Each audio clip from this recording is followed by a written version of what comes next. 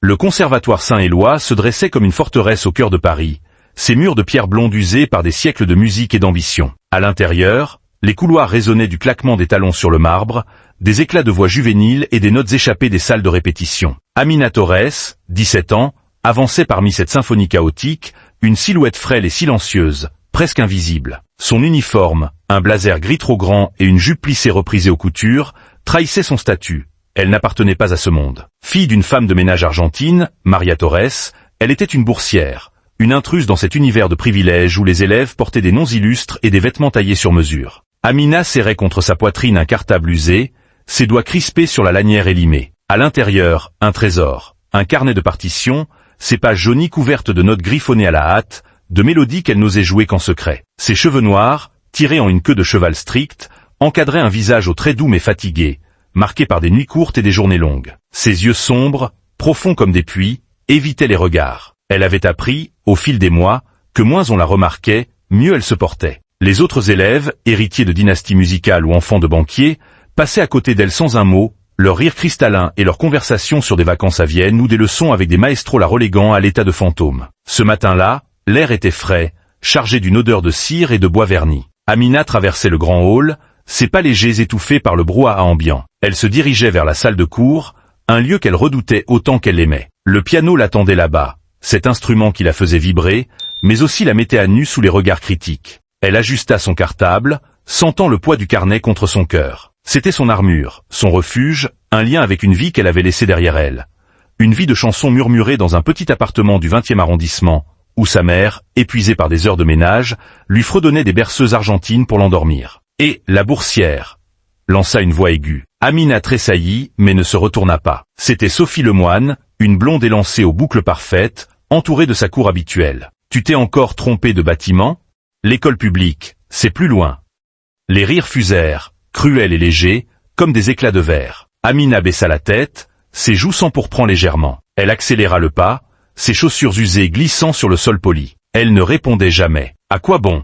Il ne comprendrait pas. Il ne savait rien de ces soirées passées à écouter le vent siffler par la fenêtre ouverte, à imaginer des mélodies qui dansaient dans sa tête comme des ombres sur un mur. Elle atteignit enfin la salle de cours, une pièce majestueuse au plafond haut, ornée de fresques fanées représentant des muses jouant de la lyre. Les pianos à queue, noirs et luisants, trônaient au centre, entourés de pupitres où les élèves s'installaient déjà. Amina choisit une place au fond, près d'une fenêtre donnant sur la cour intérieure. Elle posa son cartable sur ses genoux, ses doigts effleurant le carnet à travers le tissu râpé. Elle n'était pas là pour briller, se répétait-elle. Elle était là pour apprendre, pour survivre à cet endroit qui semblait vouloir l'écraser. Mais au fond d'elle, une petite voix murmurait autre chose, une voix qu'elle étouffait depuis trop longtemps. Et si tu pouvais être plus que ça? La cloche sonna, stridente, annonçant le début du cours. Les élèves se turent, leurs regards convergeant vers la porte. Monsieur Duval allait entrer, et avec lui, une nouvelle journée de tension et de défis. Amina prit une inspiration profonde, ses mains tremblant légèrement. Elle ne savait pas encore que ce jour-là marquerait le début d'un chemin qu'elle n'avait jamais osé imaginer. Le conservatoire Saint-Éloi, malgré sa grandeur, cachait des recoins que peu exploraient. Au sous-sol, loin des salles lumineuses et des pianos impeccables, une pièce oubliée sommeillait dans la pénombre. Les murs, tapissés d'un papier peint décollé, suintaient d'humidité, et une odeur de moisi flottait dans l'air. Un vieux piano droit, ses touches jaunies et désaccordées, trônait au centre, entouré de chaises bancales et de partitions abandonnées, jaunies par le temps. C'était la Camina Torres venait se cacher après les cours, un sanctuaire où elle pouvait être elle-même, loin des regards et des jugements. Ce soir-là, le ciel dehors s'assombrissait, une pluie fine tambourinant contre les petites fenêtres poussiéreuses. Amina descendit l'escalier étroit, son cartable battant contre sa hanche. Elle portait un pull gris trop large, un cadeau de sa mère pour la protéger du froid mordant de l'automne parisien. Ses pas résonnaient dans le silence, un écho discret qui semblait saluer son arrivée. Elle poussa la porte grinçante de la salle, alluma une lampe vacillante suspendue au plafond, et s'approcha du piano comme on s'approche d'un vieil ami. Elle posa son carnet sur le pupitre, ses doigts effleurant les pages froissées. Chaque note, chaque gribouillis était une partie d'elle, un fragment de son âme qu'elle gardait précieusement à l'abri. Elle s'assit sur le tabouret bancal, ajustant sa position pour éviter qu'il ne bascule. Ses mains, petites mais agiles, se posèrent sur les touches. Elle ferma les yeux, laissant le silence l'envelopper un instant. Puis, elle commença à jouer. D'abord doucement, presque timidement, une mélodie de Chopin qu'elle avait apprise en cours, le nocturne en mi bémol majeur. Les notes s'élevaient, claires malgré les fausses résonances du piano abîmé. Mais bientôt, quelque chose changea. Ses doigts dévièrent, abandonnant la partition classique pour un rythme plus sauvage, plus personnel. Un tango argentin, inspiré des chansons que sa mère chantait autrefois, se mêla aux accords délicats de Chopin. Le contraste était saisissant. La douceur européenne rencontrait la passion brute de l'Amérique latine, créant une harmonie inattendue, vibrante, presque vivante. Amina se perdit dans la musique. Ses épaules, d'ordinaire voûtées sous le poids de l'invisibilité, se redressèrent. Ses cheveux, échappés de leur élastique, dansaient autour de son visage au rythme de ses mouvements. Elle ne jouait pas pour un public, pas pour un professeur, pas même pour elle-même. Elle jouait pour exorciser les rires de Sophie, les remarques cinglantes de Duval, le sentiment constant d'être une étrangère dans un lieu qui ne voulait pas d'elle. Les notes s'enchaînaient, rapides, puissantes, puis s'adoucissaient en une caresse mélancolique, comme une berceuse murmurée dans la nuit. Elle ne savait pas qu'elle n'était pas seule. Dans l'ombre du couloir, derrière la porte entr'ouverte, une silhouette l'observait. C'était Monsieur Lefebvre, le concierge, un homme trapu aux cheveux grisonnants et aux mains calleuses. Il avait entendu les premières notes en passant avec son balai et s'était arrêté, intrigué. Il n'était pas musicien, mais il avait passé assez d'années dans ces murs pour reconnaître quelque chose d'exceptionnel. Il resta là, immobile, le souffle court, tandis que la musique d'Amina emplissait l'espace. Il ne dit rien, ne frappa pas à la porte, mais un sourire discret étira ses lèvres. Quand elle s'arrêta enfin, le silence revint, lourd et chargé d'écho. Amina rouvrit les yeux, essoufflée. Ses mains tremblaient légèrement, pas de peur, mais d'une énergie qu'elle ne comprenait pas encore. Elle rangea son carnet, éteignit la lampe et quitta la salle, ignorant que ses notes avaient franchi les murs de son refuge. Lefebvre la regarda partir, puis murmura pour lui-même. Cette petite a du feu dans les doigts. Il ne savait pas encore s'il en parlerait, mais une graine venait d'être plantée.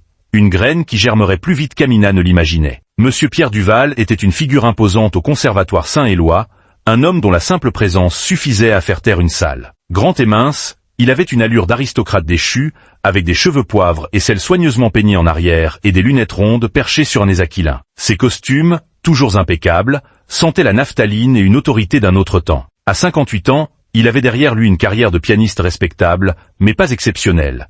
Un fait qui le rongeait en silence et alimentait son mépris pour ceux qu'il jugeait indignes de son enseignement. Dans la salle de cours, il régnait comme un roi sur son royaume. Les élèves, assis en rang serré devant leur pupitre, osaient à peine respirer quand il entrait. Ce matin-là, il franchit la porte d'un pas mesuré, une pile de partitions sous le bras, son regard perçant balayant la pièce. « Bonjour », lança-t-il d'une voix grave, presque théâtrale. Les réponses fusèrent, timides et synchronisées. Il posa ses affaires sur le bureau, ajusta ses lunettes, et commença sans préambule. « Aujourd'hui, nous travaillerons sur la précision. L'art n'est pas un jeu, c'est une discipline. L'art n'est pas un jeu, c'est une discipline. Ceux qui échouent ici n'ont rien à faire dans ces murs. » Amina, assise au fond près de la fenêtre, sentit son estomac se nouer. Elle avait appris à redouter ces moments où Duval scrutait la classe, cherchant une victime pour illustrer ses leçons. Il avait une manière de transformer chaque erreur en spectacle, une humiliation publique qu'il justifiait par un sourire froid et des mots comme « progrès » ou « rigueur ». Elle baissa les yeux sur son pupitre, ses doigts jouant nerveusement avec un crayon usé. Elle voulait disparaître, se fondre dans le bois verni de la chaise, mais elle savait que son tour viendrait un jour. Duval s'approcha d'un piano à queue, ses doigts effleurant les touches avec une précision mécanique. « Sophie Lemoine » appela-t-il. La blonde se leva, un sourire confiant aux lèvres, et s'installa au piano. Elle joua une étude de Liszt, rapide et brillante, ses mains dansant avec une aisance étudiée. Quand elle finit, Duval hocha la tête, un rare signe d'approbation. « Acceptable. Mais votre legato manque de cœur. Travaillez-le. » Sophie rougit de plaisir, retournant à sa place sous les murmures admiratifs de ses amis. Puis, son regard tomba sur Amina. « Torres », dit-il, le nom claquant comme une sentence. Elle tressaillit, relevant les yeux. « Oui, monsieur », murmura-t-elle, sa voix à peine audible. Il croisa les bras, un sourire narquois étirant ses lèvres. « Vous avez l'air bien à l'aise dans votre coin. Dites-moi, que faites-vous ici, exactement? Apprendre ou rêver de choses qui vous dépassent ?» Les rires étouffés des élèves résonnèrent, Sophie en tête. Amina sentit ses joues s'enflammer, mais elle garda le silence, ses mains serrées sur son crayon. « Levez-vous », ordonna-t-il. Elle obéit, ses jambes tremblantes. « Approchez ». Elle avança lentement, chaque pas un effort, jusqu'à se tenir près du piano. Duval lui tendit une partition, une sonate de Beethoven, complexe et intimidante. « Jouez », dit-il simplement, s'adossant au mur, les bras croisés. Amina s'assit, ses doigts hésitants au-dessus des touches. Elle commença, maladroite, rata une mesure. « Stop », aboya Duval. Elle sursauta. « C'est une insulte à Beethoven. » Votre technique est inexistante. Retournez à votre place. » La classe éclata de rire, un son qui lui transperça le cœur. Elle revint à son siège, tête baissée, les larmes brûlant ses yeux mais refusant de couler. Duval reprit son cours, passant à un autre élève, mais ses mots restaient suspendus dans l'air, lourds et cruels. Amina fixa la fenêtre, le monde extérieur flou à travers le verre. Elle ne savait pas encore que cette humiliation, aussi douloureuse soit-elle, serait le premier fil d'une toile bien plus grande, une toile qu'elle tisserait avec ses propres mains. Le lendemain matin, la salle de cours bourdonnait d'une énergie fébrile. Les élèves, encore excités par la leçon de la veille, échangeaient des regards et des chuchotements. Amina entra, son cartable serré contre elle comme un bouclier, et prit sa place habituelle au fond. Elle avait passé la nuit à ressasser les mots de Duval, chaque syllabe gravée dans sa mémoire comme une cicatrice. Elle n'avait pas dormi, ses doigts tambourinant sur la table de sa chambre, jouant en silence une mélodie qu'elle n'osait pas encore libérer. Duval arriva, ponctuel comme toujours, son pas résonnant dans le couloir avant même qu'il n'apparaisse. Il portait un costume gris anthracite, une cravate rouge sans nouer avec soin, et ses lunettes brillaient sous la lumière des lustres. Il posa une pile de partitions sur le bureau, ses yeux scrutant la classe avec une intensité froide. « Aujourd'hui, » annonça-t-il, « nous parlerons d'interprétation. La technique ne suffit pas. Il faut du feu, de l'âme. » Elle baissa la tête, espérant se fondre dans l'ombre. Mais Duval n'en avait pas fini avec elle. « Torres » lança-t-il, sa voix tranchante comme une lame. Les murmures cessèrent, tous les yeux se tournant vers elle. « Oui, monsieur » répondit-elle, si bas que le son se perdit presque dans l'air. « Plus fort » aboya-t-il. Elle déglutit, répétant « Oui, monsieur ». Il sourit, un rictus qui n'avait rien de chaleureux. « Hier, vous avez massacré Beethoven. Peut-être que quelque chose de plus simple vous conviendrait mieux. » Il s'approcha d'un piano, feuilleta ses partitions, et en sortit une, le prélude en do mineur de Rachmaninoff, une pièce notoirement difficile malgré sa brièveté. « Jouez ça » ordonna-t-il, lui tendant la feuille. Amina se leva, ses jambes flageolantes, et avança sous les regards curieux et amusés de ses camarades. Sophie murmura quelque chose à son amie Louise, et un rire étouffé parcourut la salle. Amina s'assit au piano, la partition tremblant dans ses mains. Elle posa les doigts sur les touches, prit une inspiration, et commença. Les premières notes résonnèrent, lourdes et graves, mais son rythme vacilla presque immédiatement. Ses doigts, crispés par la peur, trébuchèrent sur une transition rapide. Un couac strident échappa au piano, et la classe éclata de rire. « Stop » cria Duval, levant une main. Amina s'immobilisa, le cœur battant à tout rompre. « Pitoyable » lâcha-t-il, son ton dégoulinant de mépris. « Vous jouez comme une enfant qui découvre un jouet. Avez-vous seulement une once de talent, ou êtes-vous ici juste pour occuper une chaise ?» Les rires redoublèrent, Sophie en tête, ses boucles blondes secouées par son hilarité. Amina sentit ses joues brûler, une chaleur insupportable montant jusqu'à ses tempes. Elle baissa les yeux, fixant les touches blanches et noires qui semblaient se moquer d'elle. « Retournez à votre place » ordonna Duval, déjà tourné vers un autre élève. Elle se leva, les jambes lourdes, et regagna son siège sous un concert de chuchotements. « Elle est nulle » souffla Louise. « Une honte pour le conservatoire » renchérit un garçon au premier rang. Assise, Amina serra son cartable contre elle, ses ongles s'enfonçant dans le tissu. Elle ne pleura pas ici, pas devant eux. Mais à l'intérieur, une tempête faisait rage, un mélange de honte, de colère et d'un désir brûlant de prouver qu'ils avaient tort. Elle ne savait pas encore comment, mais une étincelle s'allumait, fragile mais tenace, au fond de son cœur silencieux. La nuit tombait sur le 20e arrondissement, un quartier où les immeubles gris s'entassaient comme des ombres fatiguées. Amina rentra chez elle à pied, ses pas lents sur le trottoir mouillé par une pluie fine. L'humiliation de la journée pesait sur ses épaules. Chaque rire, chaque mot de Duval résonnant dans sa tête comme un écho cruel. Elle poussa la porte de leur petit appartement, un 2 pièces modeste au 3e étage, où l'odeur de soupe aux haricots et de lessive flottait dans l'air. Maria Torres, sa mère, n'était pas encore rentrée. Elle travaillait tard, nettoyant des bureaux dans le quartier des affaires, ses mains abîmées par des années de labeur. Amina posa son cartable sur la table de la cuisine, une planche bancale couverte d'une toile cirée à fleurs. Elle s'assit, le regard perdu dans le vide, ses doigts tapotant un rythme invisible sur le bois. Elle revoyait le piano, les touches qui lui avaient échappé, les rires qui l'avaient transpercé. Une larme roula sur sa joue, puis une autre. Elle les essuya rageusement, refusant de se laisser submerger. La porte grinça enfin, et Maria entra, son manteau trempé et ses cheveux noirs striés de gris tirés en un chignon sévère. Elle portait un sac plastique rempli de restes récupérés, un bout de pain, une pomme à moitié mangée. « Mija » dit-elle en voyant Amina, sa voix douce mais fatiguée. Elle posa son sac, s'approcha, et s'assit en face d'elle. « Qu'est-ce qui ne va pas » Amina haussa les épaules, incapable de parler. Mais Maria connaissait sa fille. Elle tendit une main calleuse, effleurant la joue d'Amina. « Raconte-moi. » Les mots sortirent alors, hésitants, entrecoupés de silence. Amina parla de Duval, de la partition, des rires, de cette sensation d'être une imposture. Maria écouta, ses yeux sombres brillant d'une colère contenue. Quand Amina se tut, elle murmura « Chante-moi, Mija ». Comme avant. Amina secoua la tête, mais Maria insista « S'il te plaît ». Alors, timidement, elle fredonna une berceuse argentine, Duerme Negrito, une mélodie que Maria lui chantait petite, dans leur minuscule maison de Buenos Aires avant leur départ pour la France. Sa voix, d'abord fragile, gagna en force, portée par les souvenirs. Les nuits chaudes, le bruit des grillons, les bras de sa mère autour d'elle. Maria joignit sa voix, rauque mais tendre, et pendant un instant, l'appartement devint un cocon, loin du conservatoire et de ses cruautés. Quand elles s'arrêtèrent, Maria sourit, les larmes aux yeux. « Tu as ça dans le sang, Amina. Cette musique, c'est toi. Ne les laisse pas te voler ça. » Amina hocha la tête, une chaleur nouvelle naissant en elle. Maria se leva, sortit une boîte en fer rouillé de sous l'évier, et en tira un petit bracelet en argent, un cadeau de sa propre mère. « Pour toi, dit-elle, le glissant au poignet d'Amina, pour te rappeler qui tu es. » Amina serra le bracelet contre elle, sentant son poids comme une promesse. Ce soir-là, seule dans sa chambre, elle ouvrit son carnet et griffonna une nouvelle mélodie, inspirée de la berceuse. Elle ne savait pas encore où cela l'amènerait, mais pour la première fois, elle voulait essayer. Le lendemain de sa soirée avec sa mère,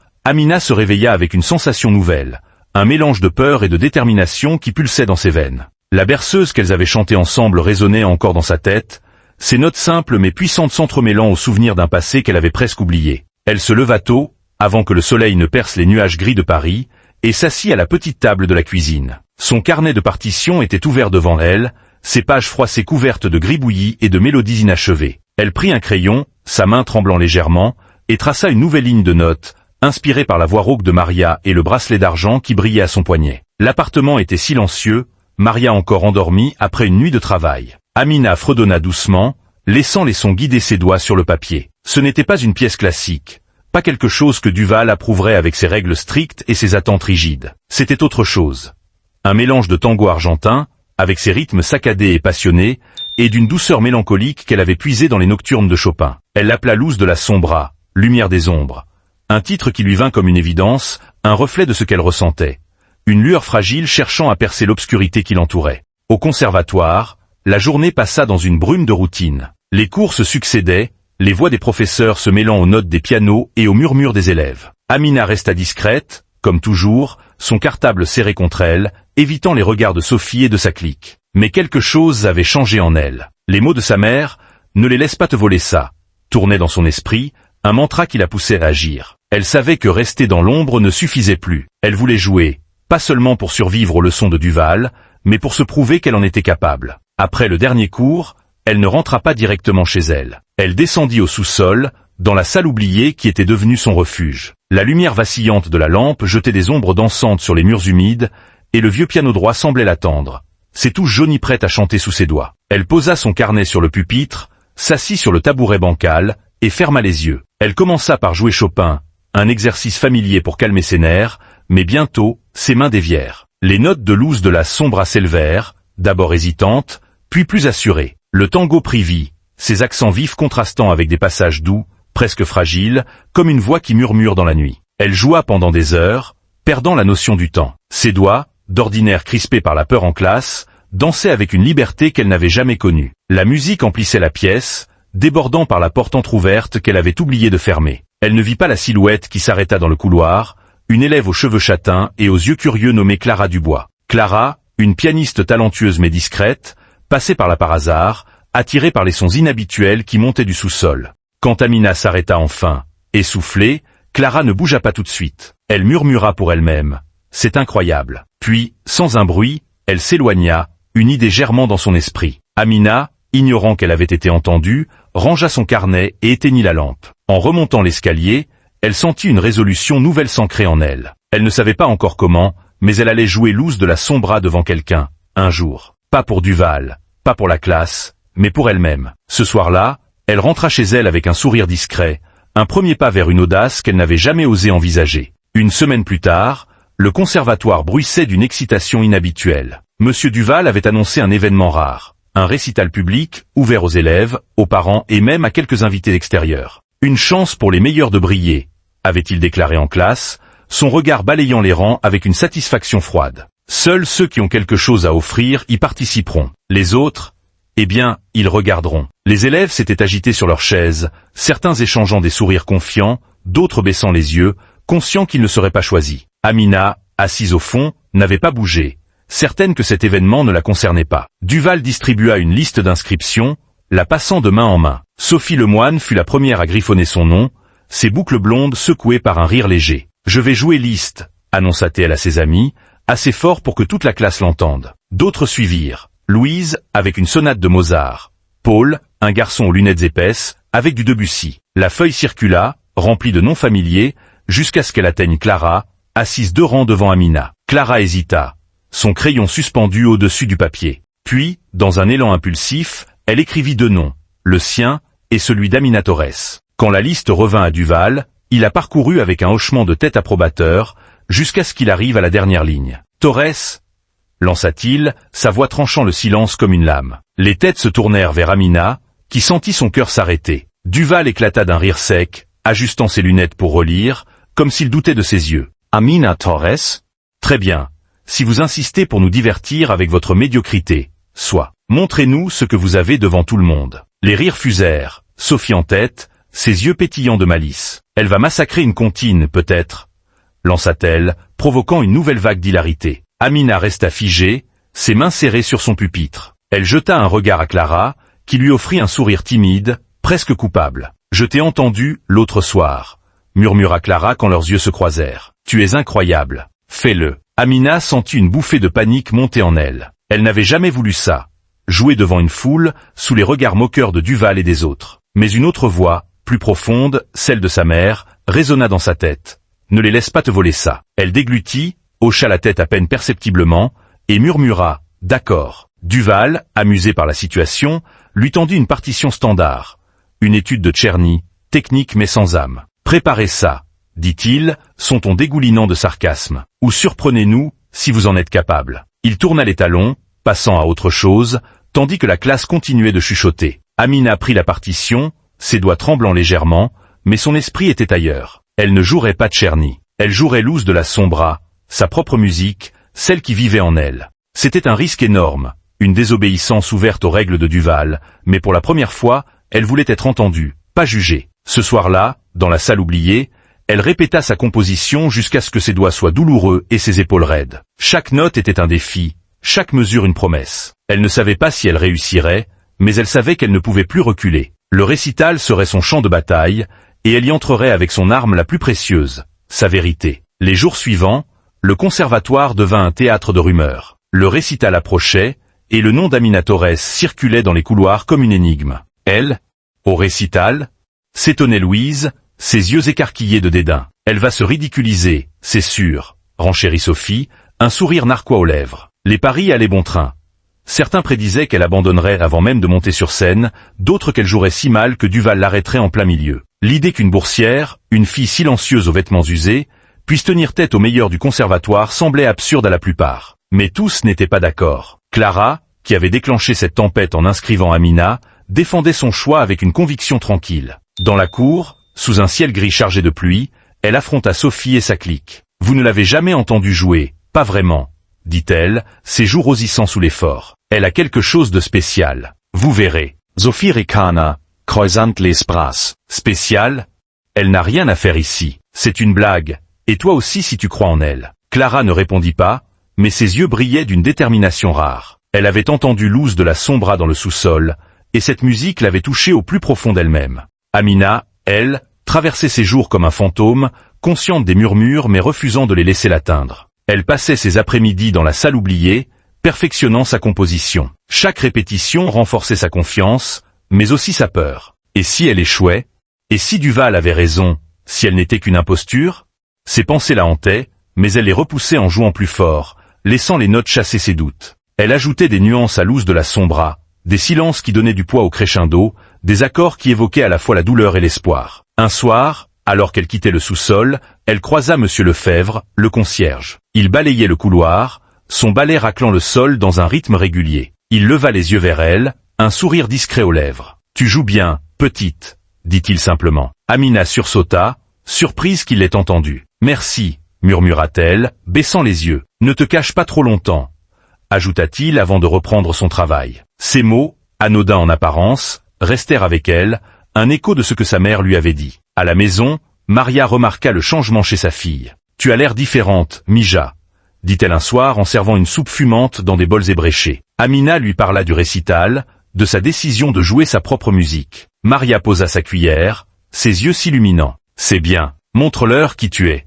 Elle tendit la main, serrant celle d'Amina, le bracelet d'argent scintillant entre elles. Ils ne savent pas ce qu'ils ont sous les yeux, mais ils le sauront bientôt. Les murmures du conservatoire, qu'ils soient moqueurs ou curieux, devinrent un bruit de fond. Amina se préparait en silence, son cœur battant au rythme de sa mélodie. Elle ne cherchait pas leur approbation, pas encore. Elle voulait juste jouer, laisser sa lumière percer les ombres, ne serait-ce qu'un instant. La veille du récital, une tension palpable enveloppait le conservatoire. Les élèves répétaient dans les salles de cours, leurs doigts courant sur les touches avec une frénésie presque désespérée. Sophie, Louise et les autres favoris s'entraînaient sous l'œil attentif de Duval, leur performance polie et précise, prête à impressionner un public exigeant. Amina, elle, choisit de s'isoler. Elle descendit dans la salle oubliée dès la fin des cours, son cartable alourdi par le poids de son carnet et de ses espoirs. La pièce était plus froide que d'habitude, l'humidité s'infiltrant par les fenêtres fissurées. Amina alluma la lampe, son halo jaunâtre projetant des ombres longues sur les murs. Elle s'assit au piano, ses mains tremblant légèrement alors qu'elle ouvrait son carnet à la page de loose de la sombra. Elle avait peaufiné chaque mesure, chaque transition, jusqu'à ce que la pièce soit une extension d'elle-même, un cri silencieux, une danse de lumière et d'obscurité. Ce soir, elle voulait la jouer une dernière fois avant le grand jour, pour s'assurer qu'elle était prête. Elle commença doucement, les premières notes graves résonnant dans la pièce comme un murmure. Puis le rythme s'accéléra, le tango prenant vie sous ses doigts, ses accents vifs contrastant avec des passages plus tendres. Elle joua avec une intensité croissante, ses épaules se relâchant, ses yeux fermés. La musique la transportait loin du conservatoire, loin des rires et des jugements, dans un monde où elle était libre. Elle ne s'arrêta pas avant minuit, répétant encore et encore, jusqu'à ce que ses mains soient douloureuses et ses paupières lourdes. Quand elle rouvrit les yeux, elle sursauta. Maria se tenait dans l'embrasure de la porte, son manteau trempé par la pluie, un sourire fatigué mais fier sur le visage. « Je t'ai cherché », dit-elle, sa voix douce perçant le silence. Amina joua à nouveau loose de la sombra, cette fois pour sa mère. La musique emplit la pièce, plus vivante encore sous ce regard aimant. Quand elle finit, Maria avait les larmes aux yeux. « C'est magnifique, Mija », dit-elle, sa voix tremblante. « C'est toi, tout entière. » Elle se leva, serra Amina dans ses bras, et pendant un instant, le monde extérieur disparut. « Demain, joue comme ça », murmura Maria. « Pas pour eux, pour toi. » Elles rentrèrent ensemble sous la pluie, partageant un parapluie troué. À la maison, Amina ne dormit pas. Elle resta assise à sa fenêtre, regardant les lumières de Paris scintiller dans la nuit. Elle repensait à tout, les moqueries, les doutes, la berceuse de sa mère, la salle oubliée. Le récital serait un saut dans l'inconnu, mais elle était prête à tomber, ou à voler. Le jour du récital arriva, baigné d'une lumière pâle qui filtrait à travers les vitraux de l'auditorium du Conservatoire Saint-Éloi. La salle, une vaste pièce au plafond orné de dorures et de fresques, bourdonnait d'une énergie électrique. Les sièges se remplissaient peu à peu.